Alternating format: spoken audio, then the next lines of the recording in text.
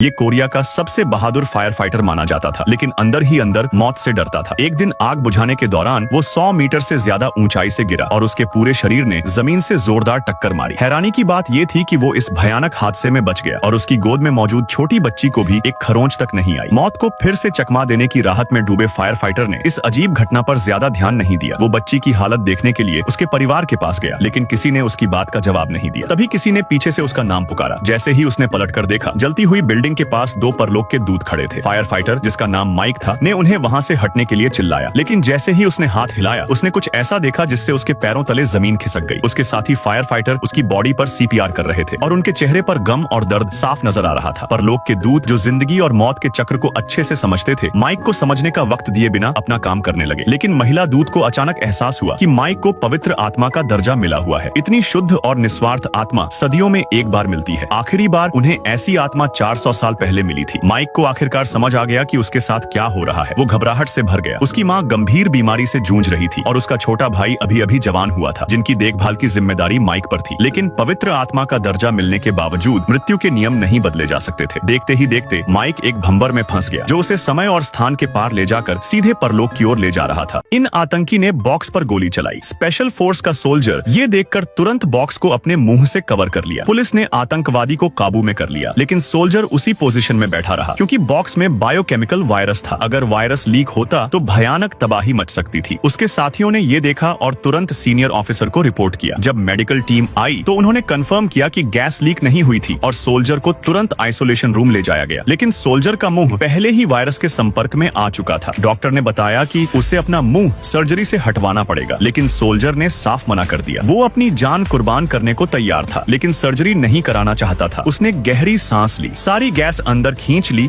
और बॉक्स को जमीन पर फेंक दिया। डॉक्टर ने तुरंत सीनियर ऑफिसर से इलाज पर चर्चा की। सोल्जर को बचाने का एक ही तरीका था, वैक्सीन लगाना। लेकिन वैक्सीन सिर्फ उसी देश से मिल सकती थी जिसने ये वायरस बनाया था। फौरन विदेश मंत्रालय से संपर्क कर एयरमेल के जरिए वैक्सीन मंगवाई गई, लेकिन वैक्सीन पहुंचने में कम से कम 12 घंटे लगने थे, जबकि इसे 1 घंटे के अंदर लगाना जरूरी था। डॉक्टर ने फिलहाल उसे ग्लूकोज का इंजेक्शन दिया ताकि उसका शरीर एनर्जी बनाए रखे। इसी दौरान उसके साथी उसे देखने आ गए। सोल्जर बेड से उठा, सबको अलविदा कहा और अपनी आखिरी बातें बताई। साथी फूट फूट कर रोने लगे। सीनियर ऑफिसर ने सबको बाहर जाने को कहा ताकि सोल्जर आराम कर सके। फिर ऑफिसर ने उसे बताया कि उसके माता पिता दोपहर में पहुंचेंगे। इस बीच पुलिस वैक्सीन लेकर अस्पताल पहुंच गई, लेकिन डॉक्टर ने कहा अब बहुत देर हो चुकी है। 10 घंटे से ज्यादा का वक्त बीत चुका था। पुलिस को सोल्जर को देखकर कुछ अजीब लगा। उसमें जहर का कोई असर नहीं दिख रहा था। पुलिस को शक हुआ कि शायद जिस वायरस को उन्होंने पकड़ा था वो असली नहीं था। डॉक्टर ने सोल्जर का फिर से ब्लड टेस्ट किया। तभी सोल्जर के माता पिता उससे मिलने पहुंचे। उसने अपने पिता को सैल्यूट किया। अचानक डॉक्टर आइसोलेशन रूम में आया और सोल्जर से बाहर आने को कहा। सोल्जर हैरान रह गया। सीनियर ऑफिसर ने डॉक्टर से पूछा क्या हुआ। डॉक्टर ने मुस्कुराते हुए कहा रिपोर्ट के मुताबिक सोल्जर के शरीर में नेचुरल एंटीबॉडीज हैं, जिससे वो इस वायरस से इम्यून है। ये सुनकर सब खुशी से झूम उठे।